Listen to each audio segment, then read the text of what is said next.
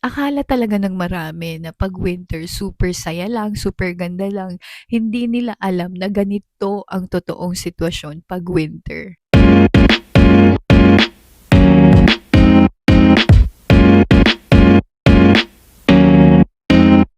Hi everybody! Welcome back to another video. If you guys are new, ako po ulit si Arlene.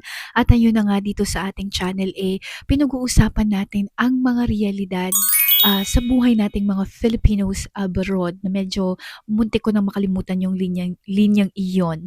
But if you guys are interested dun sa mga ganitong klaseng videos, please don't forget na mag-subscribe na po at sabihin nyo na rin sa akin dun sa comment section natin kung ano pa yung mga topics na gusto ninyong pag-usapan natin dun sa mga future na videos natin. But before anything else, gusto ko munang mag-apologize sa ating background kasi nga po, impromptu ang ating video for today kasi nag-aayos lang sana ako, gusto kong lumabas. Ang kaso, sabi ko gusto kong pag-usapan itong nangyayari dito sa Canada. Nangyayari sa Canada.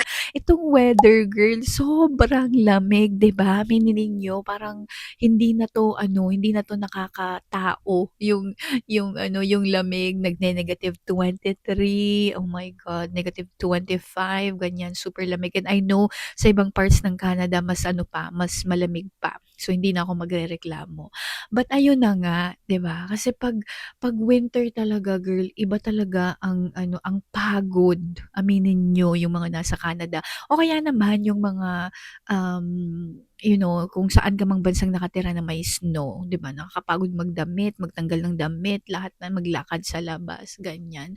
But feeling ko kasi kaya ko 'to naisipan na gawan ng video is because maraming mga nangyayari 'pag snow or 'pag winter dito sa Canada na hindi masyadong pinag-uusapan ba. Kasi feeling ko and siguro kung meron man never ko pang nakita or hindi ko pa nakikita na 'pag pinag-uusapan ang winter is ang connotation agad is, "Oh my God, super ganda," o kaya, "Uy, ang lamig," ganyan.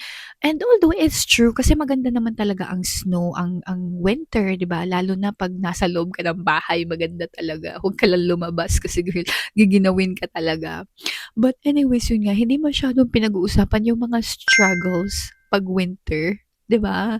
Na walang masyadong mga ganong klaseng videos online na pinapakita kung ano yung reality. Una na diyan yung pagdadamit. Hindi ko alam sa inyo pero nakakapagod talagang magdamit 'pag gusto mong lumabas. Kunyari naubusan ka lang ng gatas, gusto mo lang bumili ng toyo, ganyan. Girl, nakakailang doble ka para lang hindi ka ginawin. Although sa akin sometimes natatamad ako kaya lagi akong giniginaw sa labas. Alam mo 'yun, lalo na 'pag kunyari gusto ko lang i-walk yung aso namin, natatamad talaga ako. So, parang okay makapal lang na medyas tapos winter coat ko, okey na kasi hindi naman masyadong matagal, 'di ba? Pero alam mo 'yun, yung mga point or mga times na kailangan mo talagang magtagal sa labas, girl, nakakapagod talagang magdamit. Tapos ang nakakairita pa pag-uwi mo, tatanggalin mo lahat yung mga damit na 'yun, 'di ba? Meron kang thermal leggings na top, tapos meron ka pang pantalon o kaya sometimes naman mga um ang tawag dito, yung winter pants, mga ganyan. Oh my God, gloves, scarf, tapos magbo-bonnet ka pa, nakakatamad talaga yung mga gano'ng klase. Tapos para ka ng penguin, 'di ba? 'Pag naglalakad ka parang penguin, ang bigat-bigat mo. Nakakairita pa, mataba ka na nga, 'di ba? Mas mataba ka pang tignan dahil sa kapal nung damit mo. Relate kayo do'n? Do'n ako iinis kasi girl, ang pangit na nga ng itsura ko, kakapal pa talaga sa ano, dun sa mga winter clothes. So, yun siya, yung isang ayaw na ayaw ko talaga sa ano, sa winter. Tas pangalawa, 'di ba, yun nga sabi ko na parang 'pag winter o kaya 'pag snow sabi nila, "Oh, ang ganda-ganda." Pero walang masyadong nag-aano dun sa ano, 'pag natutunaw na yung snow, 'pag nagba-brown na, kaya nagba-black na, 'di ba ang pangit, nagiging para siyang ano, para siyang slushy. Nagiging para siyang slushy tapos nakakasira ng sapatos, ta's nairita ako dun minsan kasi um, 'pag ano, yung nababasahan niya yung boots mo, lalo na 'pag, hindi gano'n ka-waterproof yung boots mo, ayaw na ayoko talaga yun. 'Pag gano'n yung ano, yung snow na nakita ko sa labas, ayoko talagang lumabas. Kung puwede lang dito na lang ako sa loob ng bahay talaga. So yun siya. Kayo ba, ano ba yung mga parang ayaw na ayaw niyo sa ano, sa winter? Isa pa pala na ayaw ko sa winter is yung ano, mamahal, 'di ba? Mamahal ng mga pang-winter na damit, mga thermal, mga leggings, ganyan-ganyan. 'Di naman puwedeng isa lang yung thermal leggings mo lalo na 'pag lagi kang lumalabas everyday, 'di ba? So, kailangan mong mag-invest sa mga gano'ng klaseng gamit. Winter coat, ayan pa, kailangan mo talagang mag-invest ng magandang winter coat lalo na dun sa mga provinces na sobrang lalamig o kaya mga bansang sobrang lalamig. Although 'pag nag-invest ka naman nung magandang winter coat, tatagal yan sa'yo. Like for example sa'kin, meron akong nabiling winter coat, mga 10 years ago pa ata nabili ko siya ng almost 1K, ganyan. Pero hanggang ngayon, nandiyan pa siya. Ang problema hindi na kasya. Kasi dati payat-payat pa ako, ngayon girl napadami akong kanin, so hindi na talaga kasya yung aking, winter coat. But para dun sa mga bago dito sa Canada, okey lang naman na 'wag muna kayong masyadong gumastos, 'di ba, dun sa mga ano niyo, mag-ipon muna kayo. Ang, kaso nga medyo giginawin ka lang ng very, very light, ganyan. Pero, kailangan mo talagang mag-invest eventually sa magandang winter coat, magandang mga thermal na mga ano, damit-damit, mga leggings, ganyan sa Uniqlo, ayan. Para hindi ka ginawin lalo na yung winter boots pala, isa yan dun sa mga investment piece dun sa mga bago dito sa Canada na kailangan niyo talaga. Okay, pag-usapan naman natin ang social life 'pag winter. 'Di ba patay ang social life talaga 'pag winter kasi halos lahat nagtatago, nagtatago sa mga bahay nila kasi aminin niyo walang gustong lumabas, 'di ba? Although marami pa ring mga activities naman na puwede ninyong gawin, especially yung mga tao diyan na mahilig sa mga outdoor activities kahit na winter, 'di ba? May mga skiing, ganyan, mga ice skating, at saka mga snowboard, ganyan. Ako kasi, hindi ako marunong masyado ng mga skiing, ganyan. Although gusto ko siyang ano, gusto ko siyang i-improve ngayong, year na 'to. So, abangan natin 'yan. But, yun nga, sabi kasi nila kailangan daw na 'pag winter meron kang hobby para maano ka, hindi ka mainis sa winter, hindi ka ma-bored at saka siyempre para, hindi ka maging malungkot or ma-bored, 'di ba? So, yun yung ano sabi nila. So, majority of the time yun nga, yun yung mga ano nila, usually mga puti yung naggaganon 'no. Sa mga Pilipino marami din naman kaso hindi siya masyadong common sa ating mga Pilipino. But ang kagandahan is that marami pa ding mga indoor activities na puwede nating gawin 'pag winter para malibang tayo. Kasi nga 'di ba, isa pa 'to dun sa epekto ng winter is that nakakalungkot talaga. Meron siyang lungkot na dala yung winter na hindi ko ba maintindihan. 'Pag tumutulo na yung snow 'di ba parang, ano merong sadness kaya uso yung ano, merong yung depression na seasonal something depression ba or something? Sabihin niyo sa'kin nga dun sa ano, sa comment section. Very common siya tuwing, winter, which is yun nga kasi nga 'di ba patay ang social life 'pag, winter lalo na 'pag wala ka pang mga, activities na ini-enjoy ganyan. O kaya naman sa ating mga Filipinos is 'pag wala yung family mo dito, right? 'Pag mag-isa ka pa lang or busy din yung mga family mo or friends mo or bago ka lang dito sa Canada, iba rin talaga yung ano niya, yung epekto niya. So, that's why it's really important na maging busy pa rin tayo. Ako, ang ginagawa ko is that actively nagpupunta pa rin ako ng gym kahit na sobrang lamig sa labas, pinipilit ko pa din talaga. Although meron din talaga yung mga araw, lalo na yung mga super lamig talaga na ayoko talagang lumabas. Pero kailangan mong, alam mo yun, may gawin ka in order for you na labanan yung lungkot o kaya naman tawagan mo yung mga family mo sa Pilipinas, friends mo, ganyan.